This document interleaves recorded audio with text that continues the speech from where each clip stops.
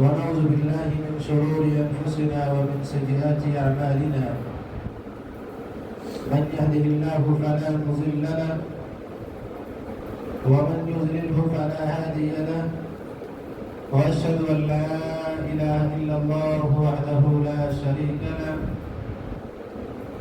وأشهد أن محمدا عبده ورسوله أما بعد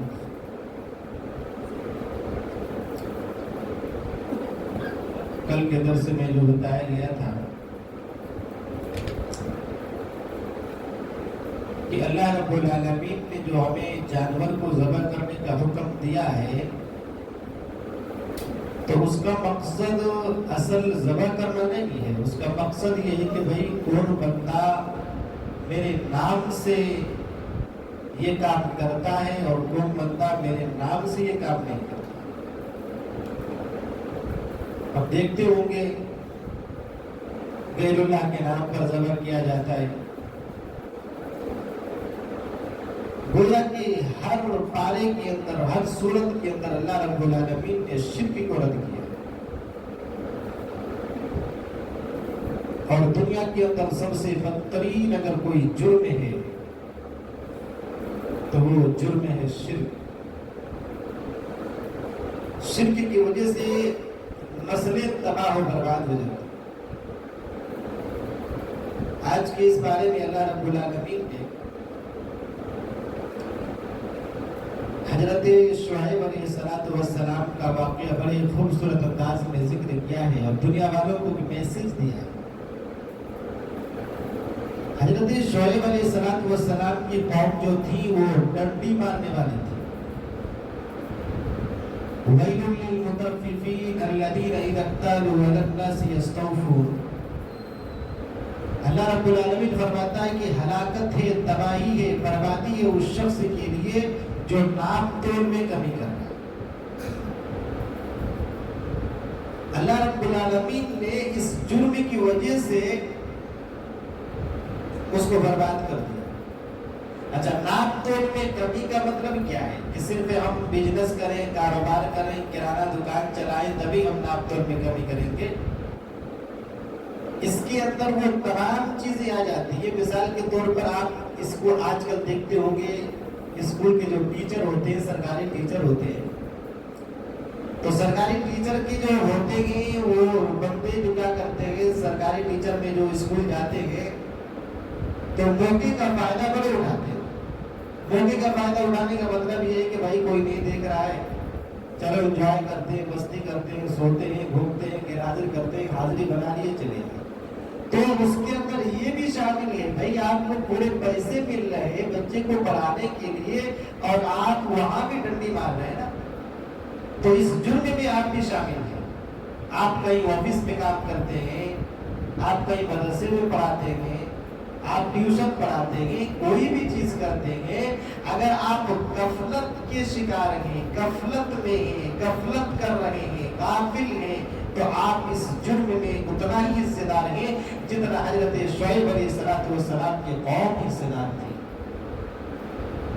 اس سے فائدہ کیا ہوگا؟ اگر آپ دل کو خلوص کریں گے.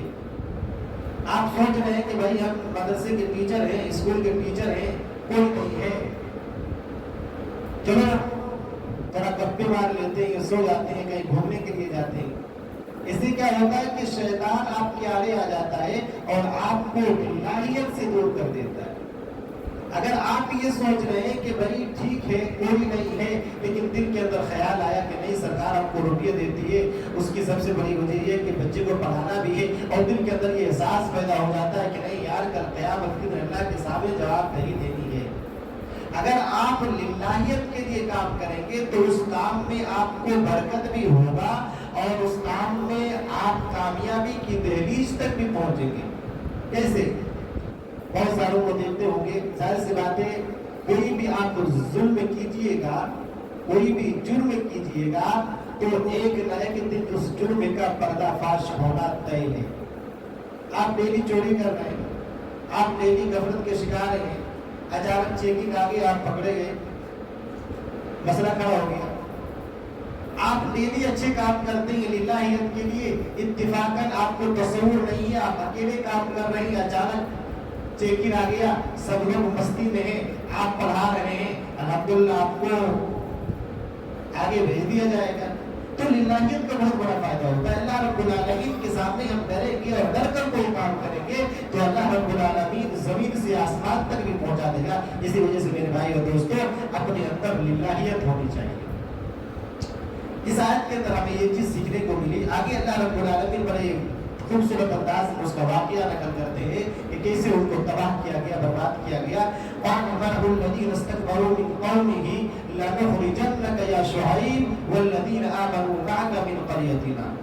हज़रत शुएब अलैहिस्सलाम समझाने लगे कि भाई ये काम गलत है, डंडी मारना गलत है, किसी को धोखाधड़ी देना गलत है। अब उनके जो बड़े लोग थे, मला का मतलब होता है भरा हुआ, यानी उसके पास रुपये पैसों से भरा हुआ जो लोग थे, पैसे वाले थे, जाहिर सी बात है जिसके पास पैसा होता है, अकड़ होता है, गुरूर होता है, तकब्बुर होता है, घमंड होता है। तो बड़े लोगों ने कहा कि शुएब, अगर तू ज्यादा हमारी मुखालिफत करेगा तो हम तुझे बाहर फेंक देंगे।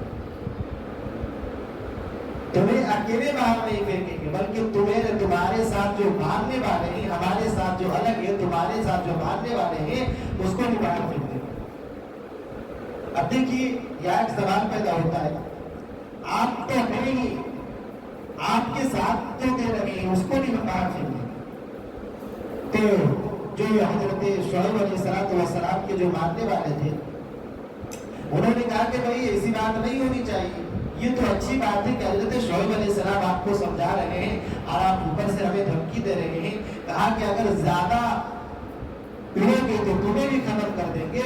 तो उनका जवाब जो है, हज़रत शुएब अलैहिस्सलाम का जवाब जो है कि तुम कुछ नहीं कर सकते, अलल्लाहि तवक्कलना, हम सिर्फ और सिर्फ अल्लाह पर तवक्कुल है, अल्लाह पर उम्मीद है, अल्लाह पर भरोसा है।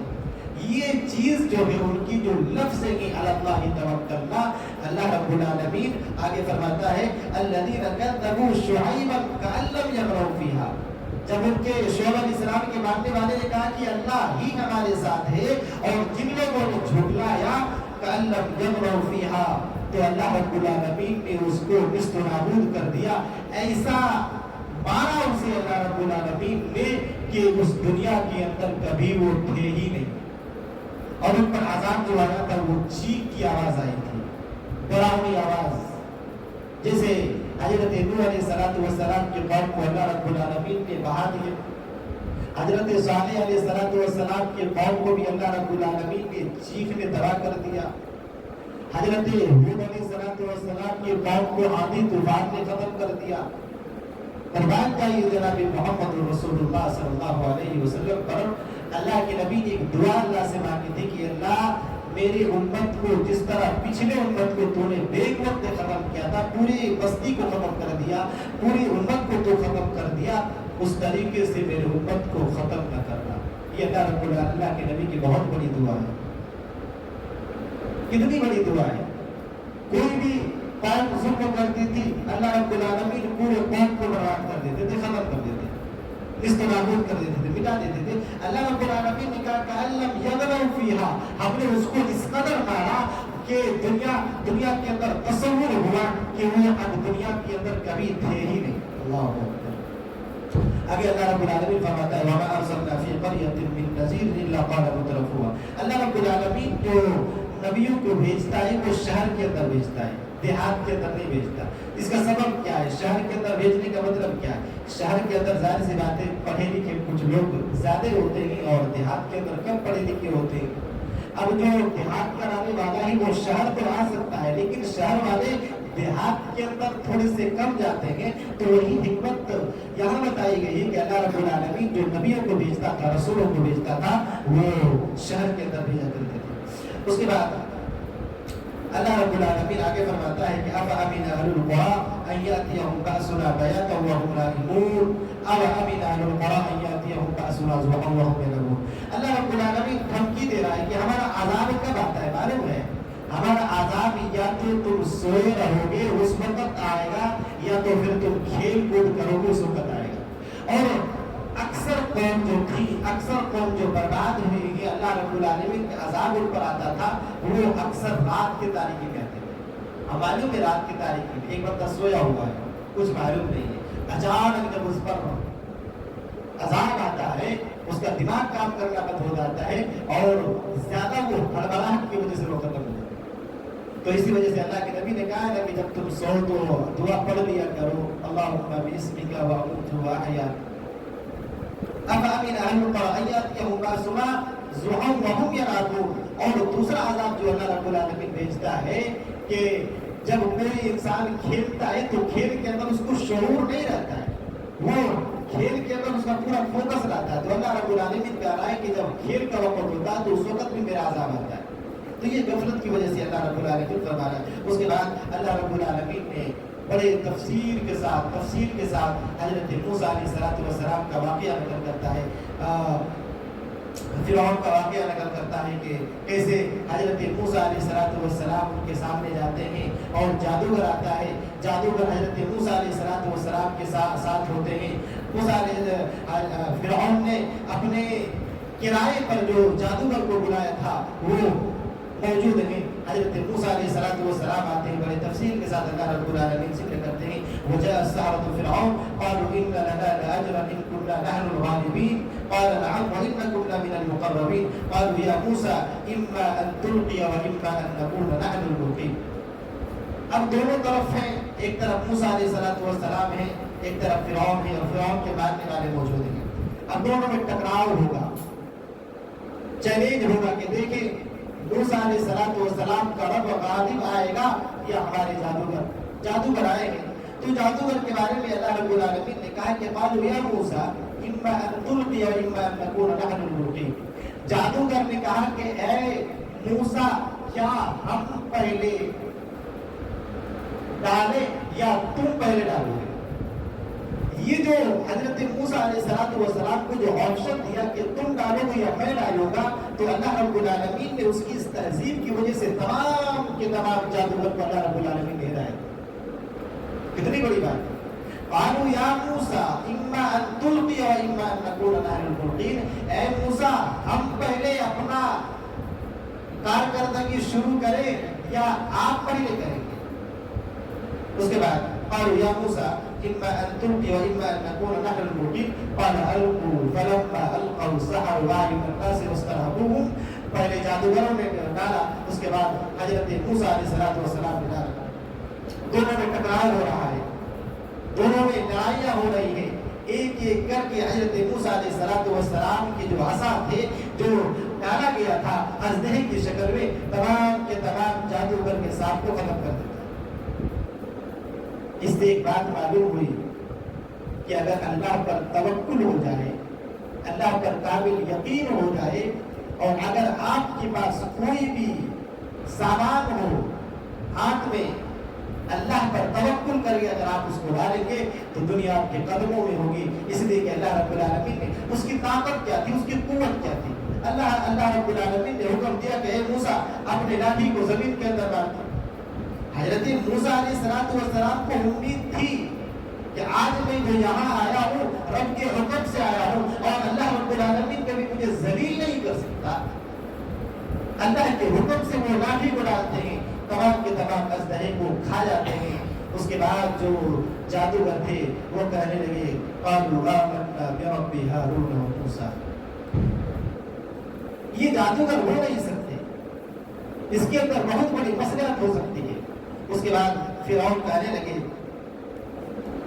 قال فرعون آمنتم به قبل ان آذن لكم ان هذا لمكر مكرتموه۔ اس کے بعد فرعون نے کہا کہ یہ دونوں کی سازش ہے، موسیٰ علیہ السلام اور تم لوگ ملی بھگت ہو، ہم تمہیں ایک پیر کاٹ دیں گے، اور اگر دایاں پیر کاٹا جائے گا تو بایاں ہاتھ کاٹا جائے گا، اور بایاں ہاتھ کاٹا جائے گا تو دایاں پیر کاٹا جائے گا۔ اب فرعون ظلم کی بربریت ان کے سامنے کرنے لگا، بیچاروں کو ایک پیر کاٹ دیا، ایک ہاتھ کاٹ دیا۔ اس کے بعد یوں ہی رکا نہیں، اس کے بعد انہیں کھجور کے درخت میں لٹکا دیا گیا، سولی پر لٹکا دیا۔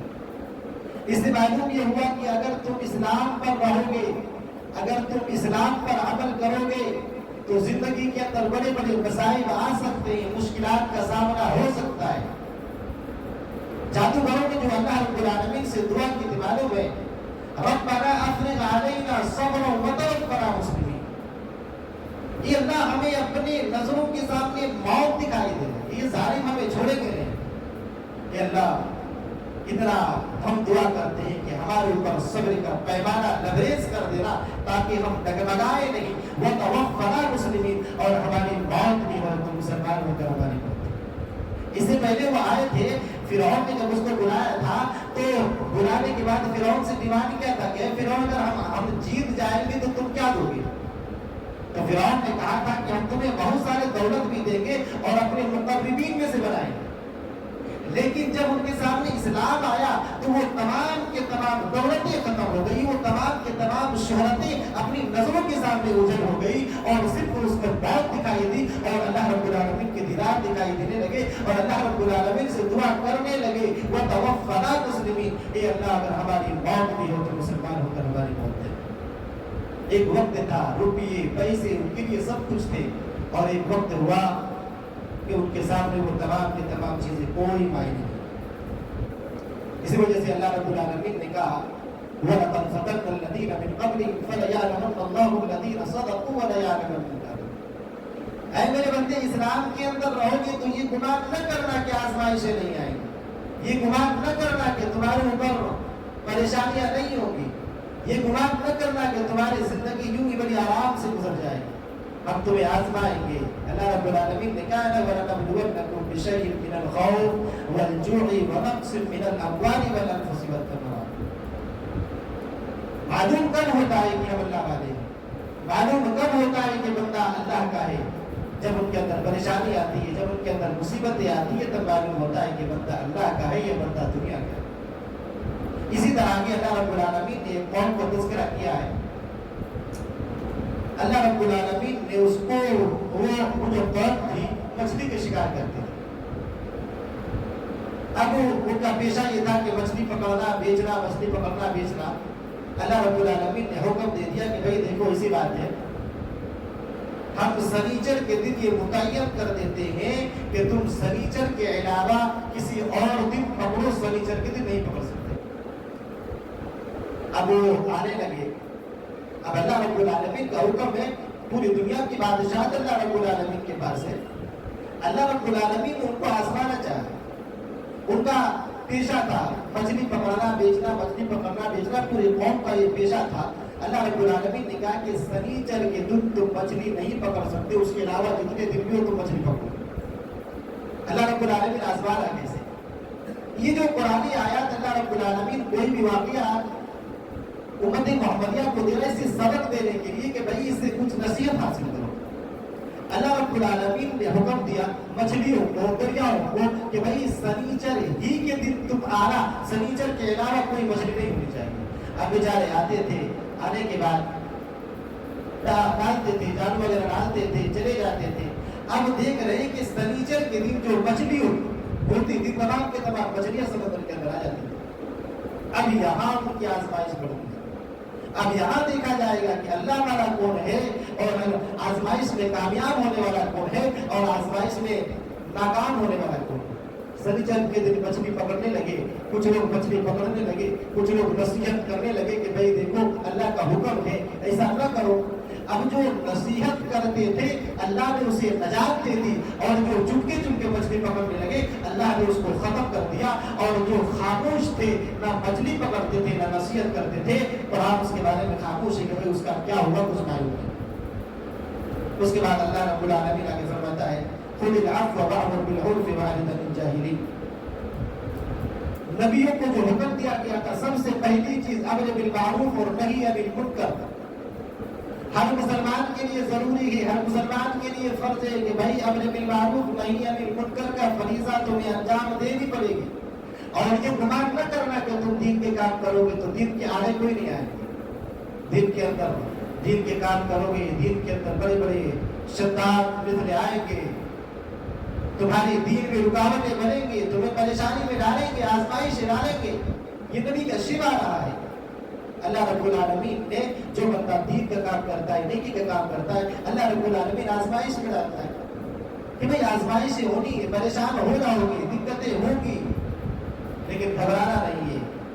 اور یہ اس سے پہلے درس میں ہم بچا چکے ہیں کہ کہ بھئی یہ جو کام ہے امر بالمعروف اور نہی عن المنکر کا کام ہے، یہ صرف پڑھے لکھے لوگوں کا، عالم علماء کا کام نہیں ہے، بلکہ ہر اس شخص کا کام ہے جو لا الہ الا اللہ محمد رسول اللہ کی گواہی دیتا ہو۔ پچھلے درس میں ہم بتا چکے تھے، اگر کوئی برائی کر رہا ہے اور وہی برائی کوئی دوسرا کر رہا ہے تو برائی کرنے والا کو بھی فرض ہے کہ بھئی جو وہ کام کر رہا ہے اس کو بھی روکے۔ اس سے معلوم بھی کیا ہوا کہ ہر مسلمان کے لیے ضروری ہے، لازم ہے کہ امر بالمعروف اور نہی عن المنکر کا فریضہ انجام دے۔ اس کے بعد آگے اللہ رب العالمین فرماتا ہے ادعوا ربکم تضرعا وخفیا۔ ہر صورت کے اندر اللہ رب العالمین دعا کا طریقہ بتاتے ہیں کہ میرے بندے دعا کیسے مانگیں۔ یہاں اللہ رب العالمین نے دو لفظ کو تھوڑا سا بحث کر لیتے ہیں۔ اللہ رب العالمین نے کہا ادعوا ربکم تضرعا وخفیا انہ لا یحب المعتدین۔ دعا کیسے مانگنی ہے؟ تضرع کے ساتھ۔ تضرع کا مطلب کیا ہوتا ہے؟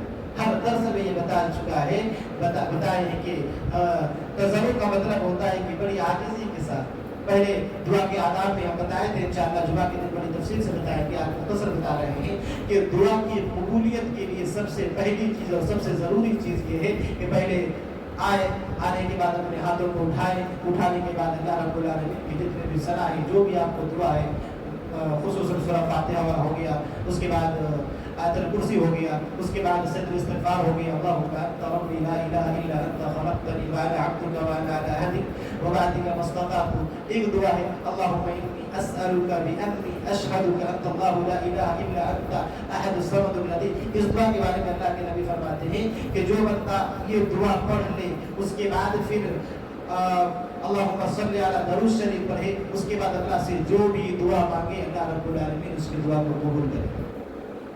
دعا کے آداب میں یہ ہے کہ پہلے آئے اور آنے کے بعد، میری ماں اور بہن ذرا غور کرے، آئے اور آنے کے بعد اللہ رب العالمین کی حمد و ثنا، کبریائی بڑائی بیان کرے۔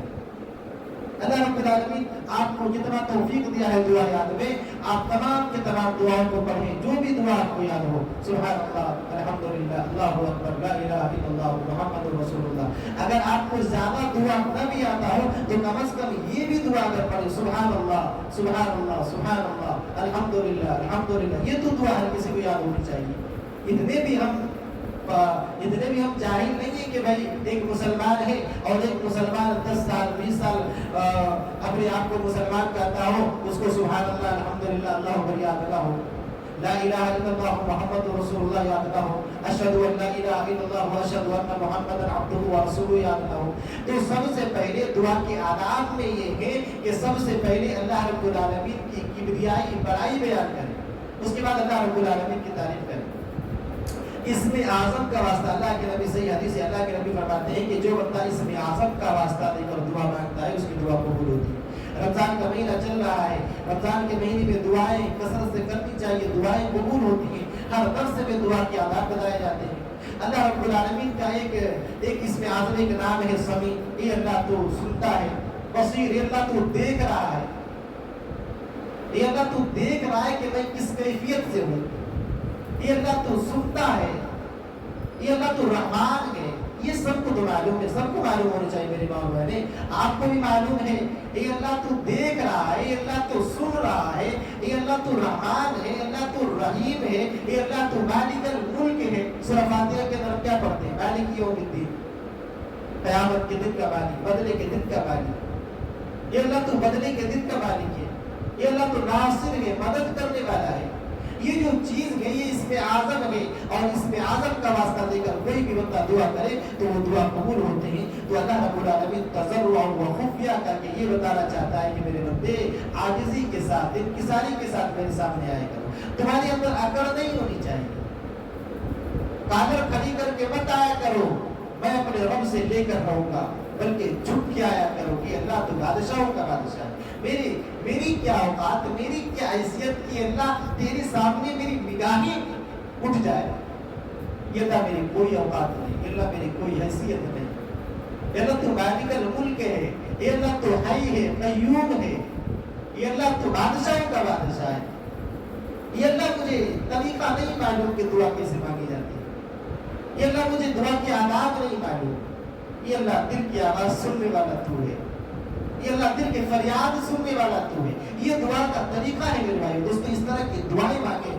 اللہ رب العالمین فرشتوں سے کہتا ہے دیکھ میرے بندے تمام دنیا کو چھوڑ کر میرے دربار میں آ کر مجھ سے مانگ رہا ہے. فرشتے گواہ رہنا ان کے ہاتھ پیچھے گرنے سے پہلے میں ان کی مانگ کو پورا کروں. حضرت عمر فاروق رضی اللہ تعالیٰ عنہ بتاتے ہیں فرماتے ہیں کہ دعا کی قبول نہ ہو اس سے زیادہ خوشی اس بات پر ہوتی ہے کہ میں دعا اللہ رب العالمین سے مانگتا ہوں. مطلب یہ کہ جو بندہ دعا مانگتا ہے تو اس کو اس بات کی خوشی ہونی چاہیے کہ میرا رب مجھ پر اتنا خوش ہے کہ وہ رب مجھے چاہتا ہے کہ میرا بندہ بار بار مجھ سے مانگے, بار بار مجھ سے فریاد کرے.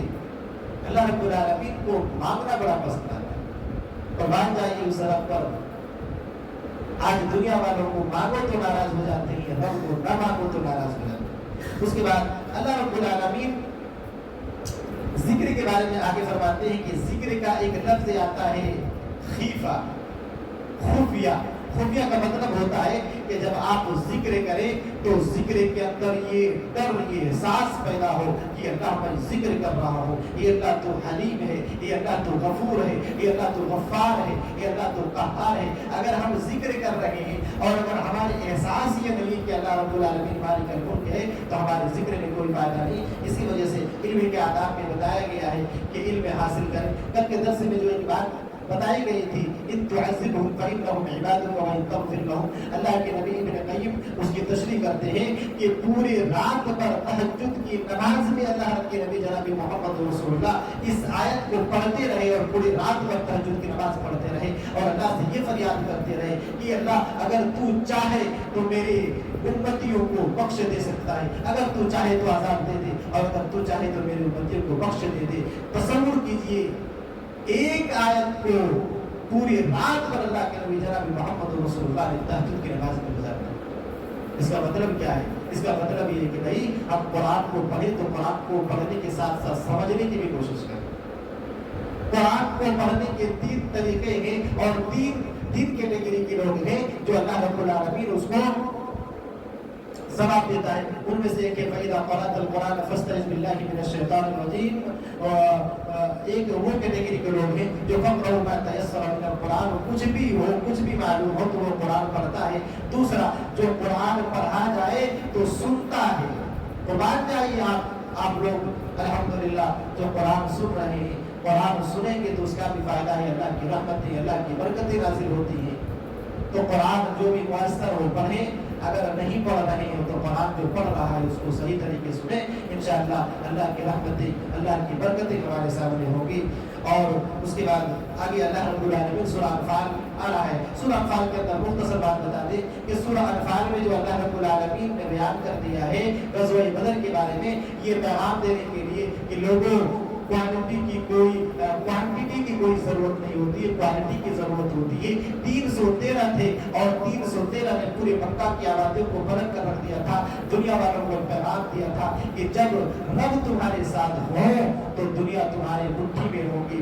تو اللہ کے نبی جناب محمد رسول اللہ صلی اللہ علیہ وسلم فرماتے ہیں کہ انبیاء کے بعد سب سے زیادہ کسی کو فضیلت ہے تو بدریوں کو فضیلت ہے, بدری صحابی کو فضیلت ہے. اللہ رب العالمین نے جتنے بھی بدر کے اندر صحابہ کرام آئے تھے تمام کے تمام کو جنت کی بشارت دی. اور ملائکہ میں سب سے افضل ملائکہ وہ ہیں جو غزوہ بدر کے اندر مسلمانوں کو ساتھ دینے کے لیے آئے تھے, وہ سب سے افضل ملائکہ. غزوہ بدر کے اندر ایک چیز ہے, اللہ کے نبی جناب محمد رسول اللہ بڑی تفصیل سے انشاءاللہ بتایا جائے گا. اللہ کے نبی کس قدر رو کر اللہ رب العالمین سے دعائیں مانگ رہے تھے کہ اللہ اگر یہ میری امت ہے, کمزور ہے, بے بس ہے, لاچار ہے, اے اللہ اگر یہ آج ختم ہو گئے تو قیامت تک تیرا نام لینے والا کوئی نہیں ہوگا. اللہ کے نبی جناب محمد رسول اللہ رو رو کر گڑ گڑا کر اللہ سے دعا مانگے تھے کہ اللہ آج نصرت ہونی چاہیے, یہ اللہ آج ہماری فتح ہونی چاہیے. اللہ رب العالمین نے جناب محمد رسول اللہ کی دعا کو قبول کر دی. غزوہ بدر سے ہمیں ایک چیز سیکھنے کو ملنی چاہیے اور ملی ہے کہ بھائی اپنے اندر ایمان کے جذبات کو پیدا کریں. اگر ہمارے اندر ایمان ہوں گے, دنیا مخالفت ہوگی, آپ کو ستانے کی کوشش کی جائے گی, آپ کو پریشان کرنے کی کوشش کی جائے گی, لیکن یاد رکھنا جب آپ کا رب آپ کے ساتھ ہو تو دنیا آپ کو کچھ بگاڑ نہیں سکتی सकती है। आप अगर अमर बिल मारूफ और नही अनिल मुनकर का फरीज़ा अंजाम दे रहे हैं, आपके अंदर परेशानियां आ सकती है, मुसीबतें आ सकती है। इन तमाम मुसीबतों से, परेशानियों से घबराने की जरूरत नहीं है, इसलिए कि अंबिया जो थे मार खाई, परेशानियां झेली, तरह तरह की तकलीफें, मुसीबतें बर्दाश्त किए, तब भी दीन के काम नहीं छोड़े। अगर आप दीन के काम कर रहे हैं तो आप वरसतुल अंबिया हैं, अंबिया के वारिस से इंशाअल्लाह कल क़यामत के दिन अंबिया के साथ, शहीदों के साथ, शुहदा के साथ, सालिहीन के साथ आप उनके साथ होंगे। हाँ, लेकिन कोई भी अमल हो, अमल लिल्लाहियत होनी चाहिए, दिखावा नहीं होनी चाहिए। ये एहसास दूसरों को न दिलाएं कि भाई मैं मस्जिद का ये हूँ, मैं मस्जिद का जिम्मेदार हूँ, मैं ये कर रहा हूँ, मैं वो कर रहा हूँ, बल्कि अल्लाह से हमेशा जब तक मस्जिद के अंदर जुड़े रहें तो अल्लाह से ये दुआ जरूर करें कि अल्लाह मेरे अंदर कहीं अकल ना आ जाए, ये अल्लाह कहीं मेरे अंदर रियाकारी ना आ जाए, ये अल्लाह कहीं मेरे अंदर खुब्ज़ ना आ जाए, ये अल्लाह कहीं मेरे अंदर फखरिया ना आ जाए, ये अल्लाह मेरे अंदर कहीं जज्बात ना आ जाए, ये अल्लाह मुझे मैं वो काम न करूं जिससे तू नाराज हो जाए। अल्लाह से हमेशा दुआ करें। अगर आपको अल्लाह ने वो मकाम दिया है तो अल्लाह से दुआ करें कि अल्लाह तूने इतने आदमी के बावजूद तूने मुझे चुना है, तो इंशाअल्लाह मैं वो काम करके दिखाऊंगा जिससे तू राज़ी हो। अपने अंदर लिल्लाहियत पैदा करनी चाहिए, अपने अंदर लिल्लाहियत पैदा करें। और मैं हमेशा दुआ के आदाब में बताता हूँ कि अल्लाह रब्बुल आलमीन से रहमत मांगे, ये अल्लाह अपने रहमत में ढांप ले। ये जो रहमत है, इस रहमत के अंदर दुनिया की तमाम सिफात मौजूद है। रहमत के अंदर दौलत भी है, रहमत के अंदर शफ़क़त भी है, रहमत के अंदर इज्जत भी है, रहमत के अंदर बरकत भी है, रहमत के अंदर तमाम चीज़ है जो हर मुसलमान को मिलनी चाहिए।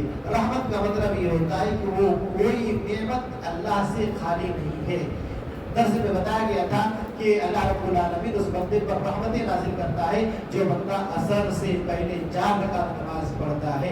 तो मामूल बनाए और असर से पहले जो बंदा 4 रकात नमाज पढ़ के दुआ करता है तो दुआ कबूल होती है। हम बार से दुआ करते हैं कि बार हमें सुनने से ज़्यादा उस पर अमल करने की तौफीक अता फरमा, और अल्लाह हमें ज़्यादा से ज़्यादा कुरान को समझ कर पढ़ने की अल्लाह हमें तौफीक अता फरमा। ये अल्लाह हमारे अंदर रियाकारी ना हो, ये अल्लाह हमें रियाकारी से पाक कर दे। ये अल्लाह रियाकारी बड़ा जालिम चीज़ है, ये अल्लाह रियाकारी जन्नत को छीन लेती है और जहन्नम तक पहुँचा देती है। ये अल्लाह हमें रियाकारी से बचा। ये अल्लाह जब तक हम जिंदा रहें लिल्लाहियत के साथ, खौफ इलाही के साथ, खुशनुज़ी के साथ हम दीन के काम करें। अल्लाह दीन के काम हमें करने की तौफीक अता फरमा। व आखिर दावाना अल्हम्दुलिल्लाह।